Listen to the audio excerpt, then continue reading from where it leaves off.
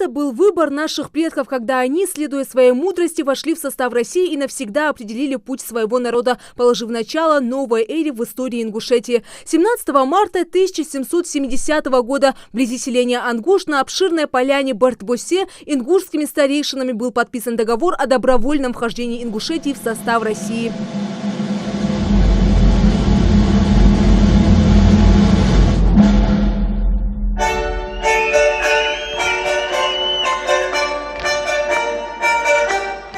«24 ингушские старшины во главе с Гарсом Чапановым и Сурхаем Мирзоевым после встречи с комендантом Кизляра генералом Немичем должны были принести присягу на верность России. Но факт принесения присяги был зарегистрирован в Ангуште, это колыбель Ингушетии, равнинной Ингушетии.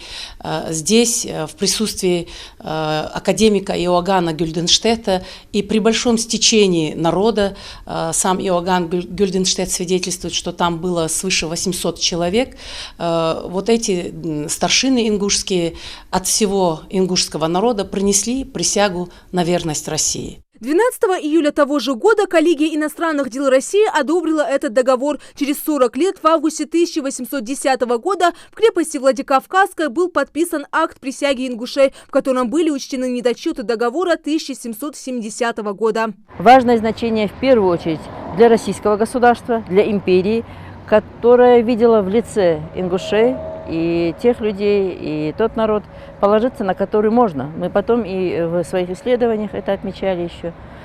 И для ингушей было очень выгодно быть в составе российского государства. К тому времени небольшой по численности народ. К тому времени народ, который переживал очень тяжелые события, которые происходили в горах, и нашествия, он должен был прежде всего думать о том, что нужно народ сохранить. Наши предки дали клятву быть вечно в подданстве великого русского государя, императрицы и его наследника. Это событие праздновали 3 дня и 3 ночи. Повсюду играли ингушские мотивы, а старики, обходя дома, поздравляли друг друга. С тех пор в жизни ингушского народа началась новая полоса. Никем не покоренные и свободные, как орлы, они добровольно обрели новую семью. И это действительно был праздник. Устраивали джигитовку, скачки, танцы.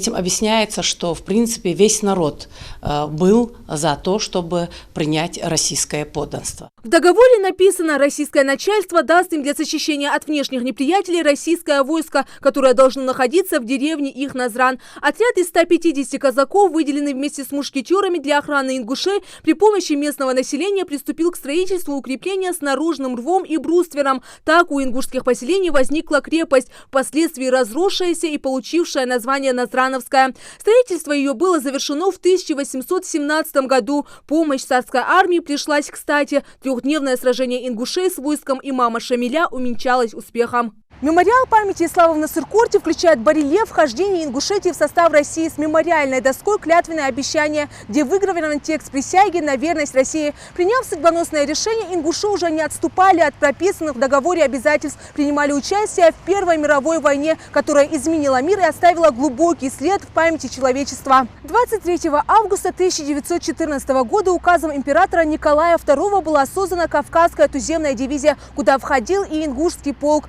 Это легендарная конница одержала ряд блестящих побед. Памятник ингушскому полку сегодня также красуется на мемориале памяти и славы. Здесь оживает целая историческая эпопея от становления ингушской государственности до нынешних дней с именами героев и важными событиями из жизни ингушского народа. Через 27 лет уже во время Великой Отечественной ингуши вновь доказали свою верность России. Даже когда целый народ отправили в ссылку в Казахстан, ингушские солдаты на фронте меняли свои фамилии и шли воевать дальше за родину. Не случайно в 2007 году указом президента Владимира Путина за мужество, стойкость и героизм Малгобеку было присвоено почетное звание города воинской славы. Грамота о присвоении городу Малгобеку почетного звания город воинской славы вручается делегации Малгобека. Много Сколько лет минуло с тех пор, как ингуши мечтали жить в своей республике, строить и развивать ингушскую государственность, культуру, науку и образование. Полученная в начале 90-х годов прошлого века ценой невероятных усилий самостоятельность ингушей казалась тогда очень хрупкой и призрачной, поскольку молодая республика сразу же столкнулась с общими для всей страны проблемами экономического развала. Маленькая Ингушетия выстояла и сохранила свой статус самостоятельного субъекта Российской Федерации. Референдум, который проходил в ноябре 1991 года, где бы большинством голосов жителей республики было поддержано создание Республики Ингушетия в составе российского государства. И это был действительно тот итог, та оценка правильности выбранного пути нашими предками. То есть, выбрав путь единения с Россией 247 лет назад, сегодня мы это подтвердили. Наши предки оставили нам самое главное – большую семью, имена героев, государственность, гимн, флаг и родную республику. Ну а сохранить честь и клятву, данную 247 лет назад, они завещали всем будущим поколениям ингушей. Фериде Миржоева, Рамазан Зурабов, Новости 24.